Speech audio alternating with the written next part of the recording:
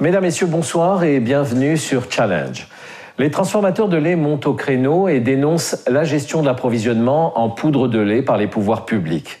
Ils ont lancé récemment un appel via la PAB, l'Association des producteurs de boissons, en espérant être entendus.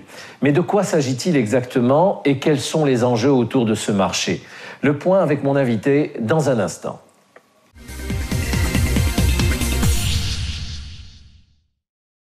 Ali Hamani, bonsoir. Vous êtes le président de la PAB, l'Association des producteurs algériens de boissons, oui. Et on vous voit régulièrement sur les plateaux et souvent pour défendre en fait la position des producteurs. Il s'agit souvent de jus, de soda, plus rarement de l'eau et plus rarement du lait. Et cette fois-ci, je vous ai invité parce que vous avez réagi dernièrement sur le lait. Oui. Que se passe-t-il? Quels sont les problèmes qui animent les producteurs de lait qui sont dans votre association? Merci. D'abord, je tiens à préciser que depuis octobre 2015, que le champ d'intervention de notre association s'est élargi à la production de lait et les produits laitiers. Donc, la problématique au jour d'aujourd'hui, ou les problèmes que traversent actuellement les producteurs de lait et les producteurs de dérivés, à savoir les producteurs de yaourt ou les producteurs de fromage, ils sont confrontés aujourd'hui au problème d'approvisionnement des matières premières qui est dans le cadre de la transformation donc, du lait ou des produits laitiers. Il s'agit notamment donc, de la poudre de lait de 0% de matière grasse ou de 26%, ainsi que les fromages, ce qu'on appelle les fromages de fonte, le type cheddar. Je tiens à préciser que nous, ce qui nous intéresse, et nous nous sommes concentrés beaucoup plus au niveau des producteurs donc de lait, tels que, exemple, donc tout ce qui est acheté, mais tout ce qui est production de lait subventionné, qui eux sont effectivement gérés par l'ONIL, on ne s'occupe pas, si vous voulez, de ce segment de marché. Attendez, monsieur Hamani. Il faut qu'on fasse la différence. J'ai bien compris, sauf que vous avez dit en entrée que depuis 2015 sont intégrés les producteurs de lait UHT, et ça je le comprends bien, oui. Mais également les autres transformateurs de produits dérivés du lait. C'est-à-dire que chez vous, il y a des gens qui font du fromage? C'est-à-dire que la majeure partie de ces producteurs, ils font du lait, ils font du fromage en même temps. Ils font des yaourts. Donc c'est pour cela qu'on ne peut pas, si vous voulez, sur le plan réglementaire, sur le plan d'éthique, on ne peut pas dire on est membre dans une association qui ne s'occupe que du lait, que demain, vis-à-vis des autorités, dès qu'on pose la problématique, si vous voulez, des producteurs de yaourts, écoutez, il faudrait qu'on le sache. Donc c'est pour cela que nous avons adapté, si vous voulez, nos statuts pour être conformes si vous voulez, à nos actions. D'accord. Alors, quelles sont les problématiques aujourd'hui? Bon, la problématique, nous l'avons soulevée, c'est comme je viens de vous le dire, il s'agit du problème d'approvisionnement en matière de poudre de lait. C'est un problème récurrent depuis, on peut dire, depuis un certain temps, mais qui a pris une ampleur assez tendue depuis début d'année 2018. Et à ce titre, nous avons même saisi les différents le ministère concerné, qui est le ministère de l'Agriculture, pour lui poser un certain nombre. Donc d'abord lui poser notre inquiétude en ce qui concerne l'approvisionnement de lait, en lui disant attention, c'est depuis un certain temps, ces producteurs rencontrent des difficultés en matière d'approvisionnement, qui est due principalement aux quotas qui sont délivrés par la direction du ministère. C'est-à-dire les dérogations sanitaires d'importation qui, au départ, étaient liées uniquement et qui devaient prendre uniquement le côté sanitaire, si vous voulez, du produit, se sont dépassés maintenant en leur donnant des quotas. C'est comme si c'était des licences d'importation. Alors qu'aujourd'hui, les licences d'importation n'existent plus, mais en ce qui concerne ces quotas, la question qui reste posée, sur quelle base?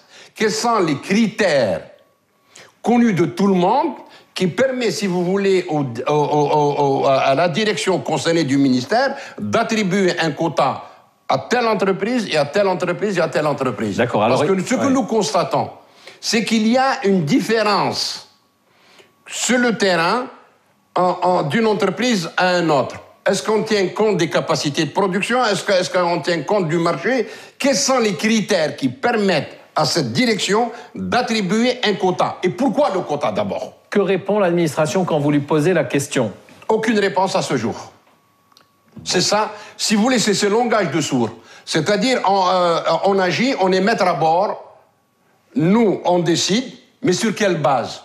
Nous, ce que nous disons, ce que nous avons toujours dit, nous sommes pour la concertation, nous sommes pour une discussion, nous sommes conscients effectivement des difficultés que traversent nos pays. C'est notre pays, on sait ce qui se passe. L'administration, elle est là. On n'est pas là pour dire ce n'est pas votre rôle. Le côté sanitaire, oui monsieur, c'est votre responsabilité. Maintenant le quota, sur quelle base il est attribué? Il n'y a pas uniquement le problème du quota, il y a d'autres problèmes. Quand on vous donne un quota, il vous dit vous devez le ramener sur tel port. Pourquoi? Si j'ai une opportunité de le ramener suite à une difficulté d'approvisionnement, le délai, je n'ai pas trouvé un bateau qui doit me ramener mon lait sur Oran ou là sur Béjaïa, j'ai trouvé un bateau qui peut me le ramener rapidement à partir... Non, c'est pas grave, ça doit sans doute être un opérateur ou peut-être l'administration qui vous appelle pour répondre à votre question. Moi, ce que j'aimerais savoir, c'est pourquoi l'administration décide de réduire aujourd'hui, d'essayer d'imposer des licences qui ne disent pas leur nom. Pourquoi il y a une volonté d'économiser, de compresser l'importation? Mais après, le deuxième problème, c'est pourquoi on affecte aux uns et pas aux autres, c'est ça. Il va bien falloir que l'administration réponde. La question est de savoir, maintenant, s'il y a effectivement, on va contingenter, si vous voulez, l'importation du lait. Marhaba, d'accord. Affichez-le. Et donnez-nous les critères d'attribution pour que chaque opérateur sache exactement à quoi s'en tenir. Je ne vois pas aujourd'hui qu'il y a énormément d'investisseurs qui sont sur le terrain et qui aujourd'hui, certains ont déjà commencé à mettre un certain nombre de travailleurs en chômage technique. Est-ce que nous allons continuer sur ce terrain? Et c'est ce silence-là, en matière d'attribution, en matière de quotas, ils ne savent pas, si vous voulez, où aller. Mais l'autre phénomène, ces quotas, effectivement, sont aussi donnés aux importateurs pour la revente en l'état, alors que c'est un produit qui nécessite une transformation.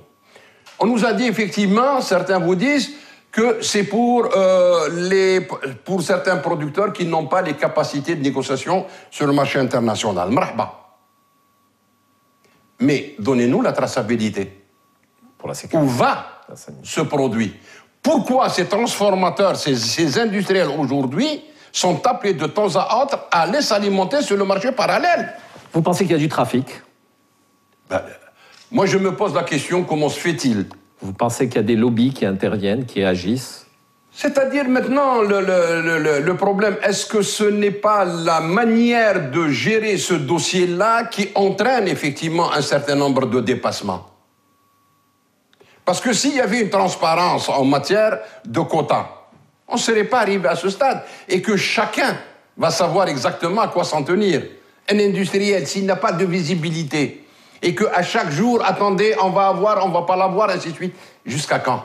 Les industriels sont très embêtés aujourd'hui. Ils sont très très inquiets sur leur Et ça se traduit sur les pénuries au sein de l'entreprise. Ça risque de devenir aujourd'hui, parce que certains actuellement soit s'approvisionnent sur le marché parallèle, soit ils ont des stocks. Mais le danger, c'est pour cela que nous avons tenu cette réunion et ce point de presse, c'est effectivement d'attirer l'attention des pouvoirs publics sur le danger que cette filière risque.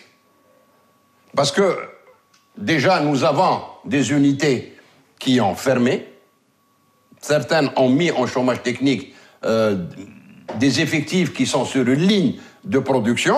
Vous avez d'autres, pas plus tard que lors de la conférence, où un des industriels vous dit, si ça continue comme ça, avant la fin, jusqu'à fin novembre, je n'aurai pas les quantités telles que demandées, lui, il a 3 unités de production. Il vous dit, moi, j'ai 2 unités qui risquent de fermer.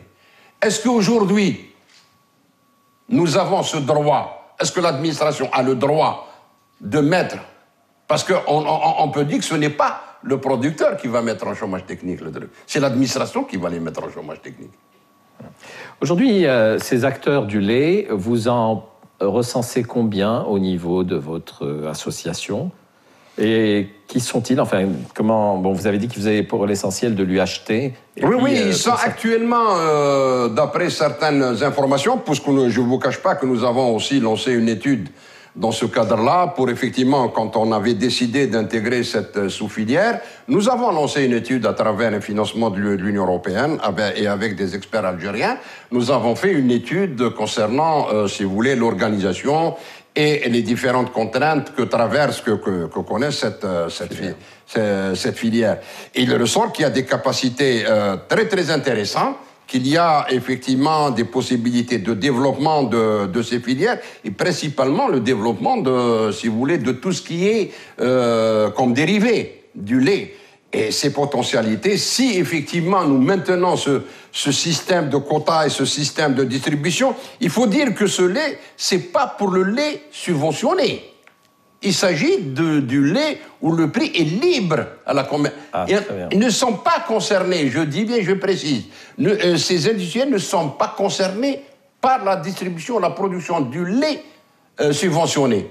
Ça, c'est géré par l'ONIL, par le groupe Gipli, ainsi de suite. Ça, et ces acteurs-là ne reçoivent pas ce lait-là, ce lait subventionné? Non, le lait subventionné est à part. D'accord. Non, ils n'ont pas le droit d'utiliser le lait subventionné, puisqu'ils importent eux-mêmes le lait par leurs propres moyens. Donc, ils ne bénéficient pas. D'accord. Et mieux encore, parce que certains d'entre eux aussi contribuent effectivement à la production du lait cru. Est-ce que c'est le cas pour ceux qui ont...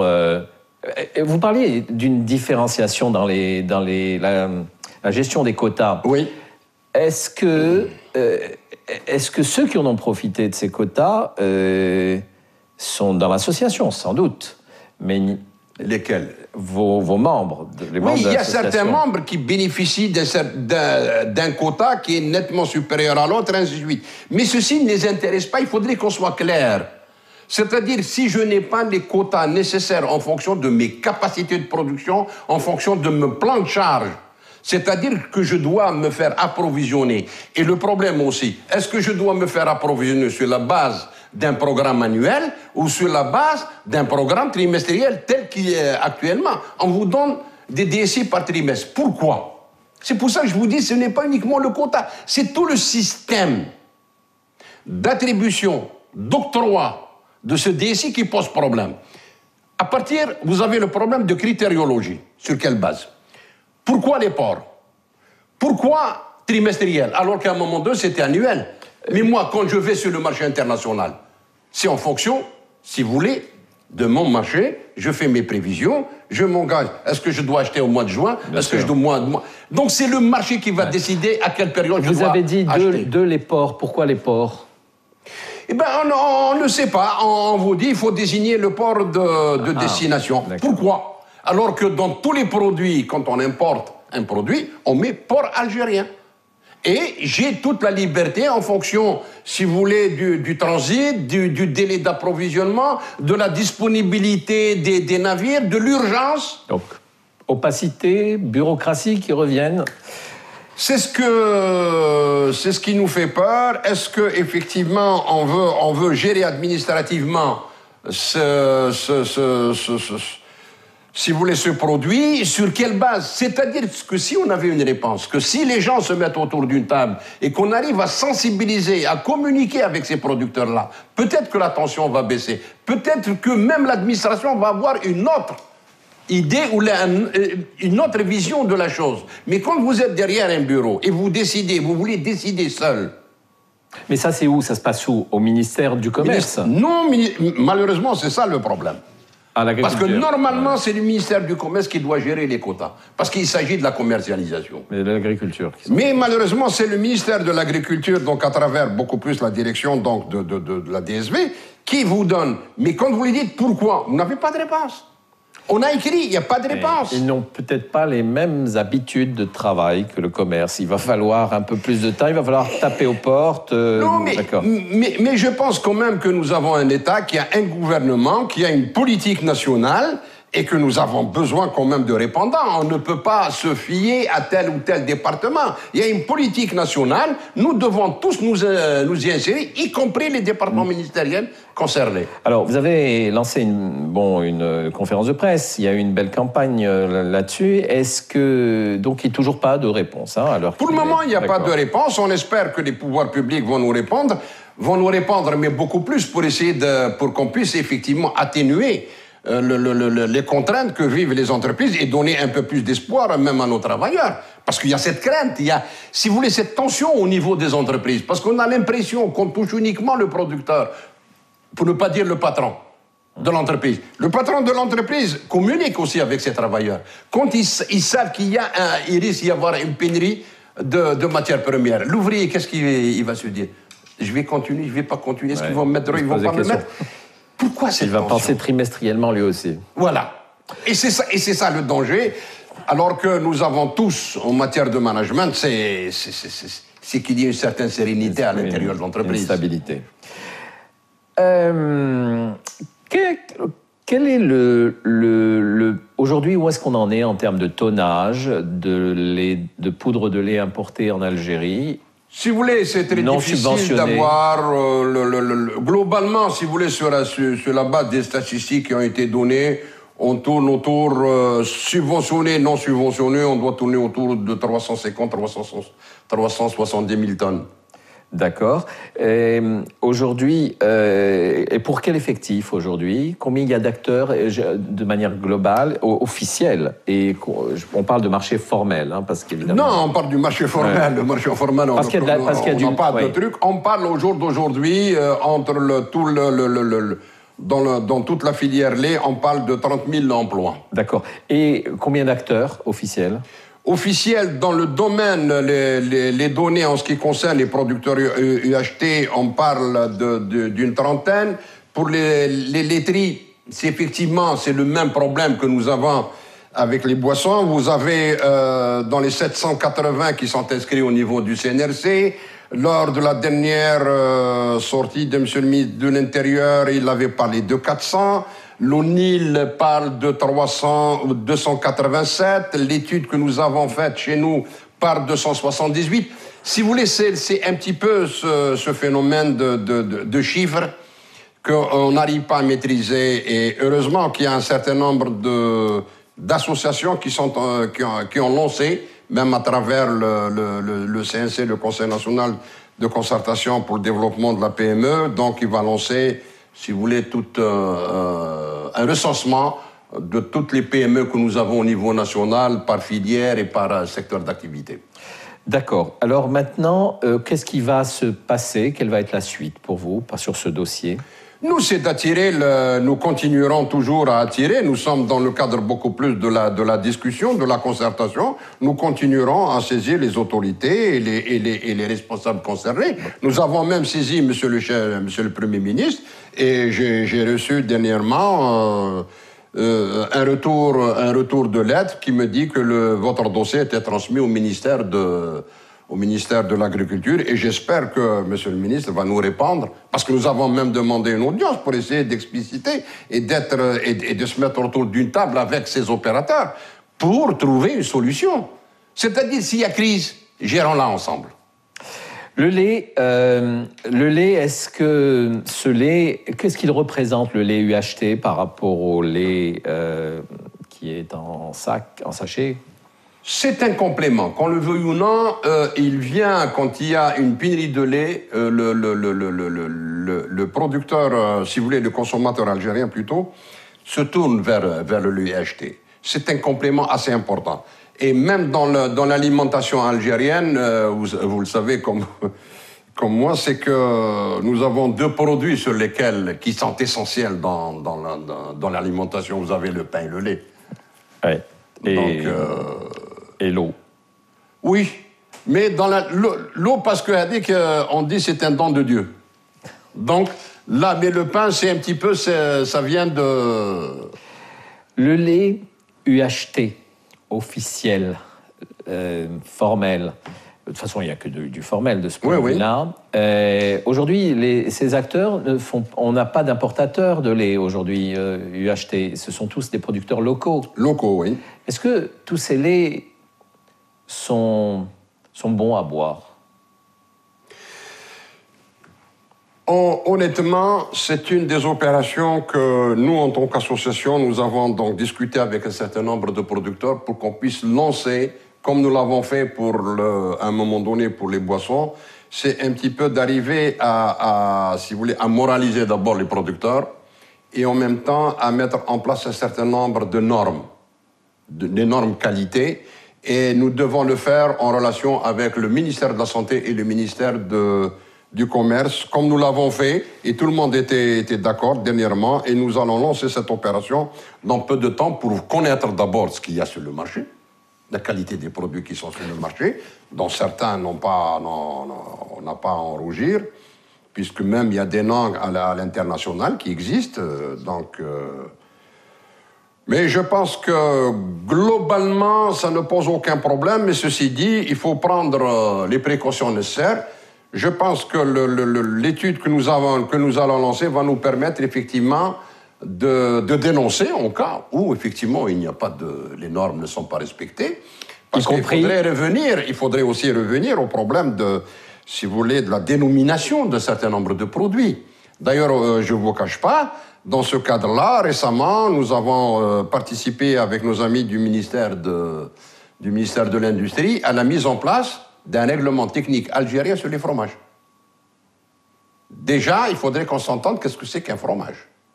À partir de quoi il est produit et quels sont les types de fromages qui existent. Parce qu'aujourd'hui, il y a les appellations, comme nous l'avons constaté à un moment donné pour les jus. Aujourd'hui, il y a de l'ordre qui est mis. Qu'est-ce que c'est qu'un jus? Qu'est-ce que c'est qu'un nectar? Qu'est-ce que c'est qu'une boisson fruitée? Et qu'est-ce que c'est une boisson aromatisée? Aujourd'hui, donc on arrive plus ou moins au niveau des producteurs à mettre le haut là. Et quand les gens ne respectent pas la dénomination, nous, en tant qu'association, ou même les entreprises en elles-mêmes se dénoncent et le ministère du Commerce intervient là-dedans. Et les sanctions sont importantes. Alors, que je comprenne bien, il y a des acteurs du lait UHT donc, ils sont libres d'importation, vous l'expliquiez tout à l'heure. Mais on dit que ceux qui font du dérivé du lait s'approvisionnent aussi avec le lait subventionné. Est-ce que c'est juste ou pas? Non. Ils n'ont pas le droit, mais est-ce que ça se fait?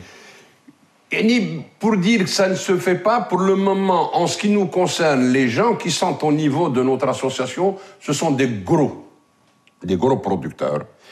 Et les gros producteurs qui ont des marques qui sont connues, que ce soit à l'international, que ce soit sur le marché, ne peuvent pas se permettre ce jeu-là. Parce qu'ils doivent défendre leur renom. Ils ne peuvent pas s'amuser.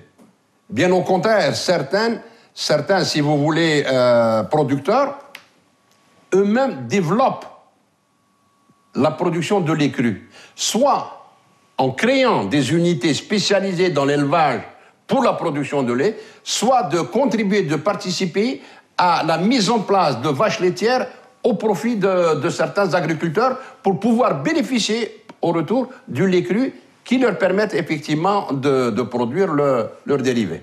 Très bien. Le lait, aujourd'hui, il est contrôlé par ces firmes en interne. Oui. Que pensez-vous du contrôle de l'État qui doit s'y exercer également? Il contrôle, vous avez les services que ce soit du ministère du Commerce, il contrôle effectivement la qualité du lait et même, d'ailleurs on a entendu, où certains producteurs, surtout au niveau des sachets, qui ne respectent pas la teneur, si vous voulez, du lait dans le produit. Oui. Et là, il y a des sanctions qui sont prises. Non, il y a des contrôles qui se font. Non, au profit du consommateur quand même. Il y a un certain nombre de règles à respecter. Et c'est là, si vous voulez, quand nous avons accepté, et même un certain nombre de producteurs de lait, ils nous ont dit, effectivement, on veut à ce que cette filière soit moralisée et pour qu'elle puisse se développer à travers eux-mêmes. C'est-à-dire, ce sont eux qui doivent s'organiser pour qu'il y ait une certaine morale et en même temps de contribuer pour la mise en place d'un certain nombre de normes que tout producteur doit respecter. La population grossit, la crise sévit. Est-ce que pour autant le lait se développe, le lait UHT? Il se développe actuellement, on n'a qu'à voir le nombre d'unités qui sont en train d'être mis en place. Il se développe. Actuellement, selon les derniers chiffres que nous avons, il y a un développement qui se tourne même en matière de consommation. D'après les derniers chiffres, la consommation augmente à peu près d'une moyenne de 6%. Ça va plus vite que les sodas et que les jus, ou c'est la même chose?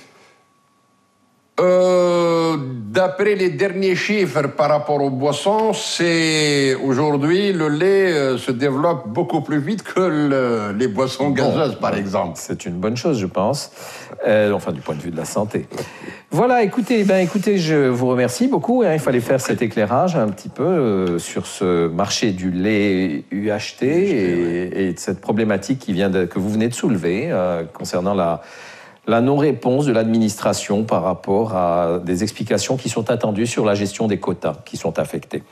Je voudrais vous remercier. J'ai quand même du mal à comprendre que la PAB se soit lancée dans les fromages et dans les réglementations. Non, parce que, d'accord, vous accompagnez des producteurs, je l'ai bien compris, qui font autre chose que du lait, mais c'est un autre métier, c'est beaucoup de choses qui vont... Vous savez, c'est vrai, à un moment donné, ça a été une longue réflexion. La demande nous a été faite depuis fort longtemps pour pouvoir intégrer. Mais parce que, comment, si vous voulez, la question s'est posée? Parce que dans la boisson, vous avez les boissons lactées, donc qui sont faites à partir du lait. Et ces producteurs de boissons, ce sont des producteurs de lait. Oui, et vous avez des producteurs de lait aussi, des producteurs de boissons, qui sont aussi producteurs de lait. Si vous voulez, c'est un petit peu sont eux, indirectement, qui ont essayé de sensibiliser l'Assemblée générale, de pouvoir accepter et de pouvoir, si vous voulez, les intégrer, mais beaucoup plus, c'est dans le cadre de la prise en charge et de l'organisation interne. Parce que la sous-filière, elle est organisée en tant que sous-filière à part. Donc, elle n'est pas intégrée dans le cadre, par exemple, de la réflexion des boissons gazeuses ou là dans les jus ou là dans les eaux. D'ailleurs, à notre niveau, nous sommes organisés par sous-filière. Parce que chaque sous-filière a ses propres, si vous voulez, ses propres problématiques. Mais il y a des problèmes communs qui touchent toute la filière des boissons, et même au niveau de certains nombres même au niveau du lait ou d'autres industries, nous avons les mêmes types de problèmes. Cela dit, en termes de yaourt, de fromage, on se débrouille pas si mal que ça. Hein. Oui. Donc votre sigle, on pourrait l'appeler maintenant APAB-LD, c'est-à-dire APAB, boisson, et lait et dérivés. Bon, voilà, ce qui deviendrait très compliqué. Cela vous fait une charge supplémentaire, vous vous en sortez maintenant avec le fromage? Non, c'est une charge supplémentaire. Nous sommes obligés de recruter des gens spécialisés dans le domaine. Très bien. Donc il faut que notre association s'organise en conséquence. Et votre expertise, maintenant, va s'étendre à vous, évidemment, parce que vous allez vous y connaître en fromage. Voilà, je vous remercie, M. Hamani. Je vous en prie, merci beaucoup. Voilà, mesdames et messieurs, merci de votre attention. Et je vous dis à vendredi prochain, 21h, sur ce même studio. Au revoir.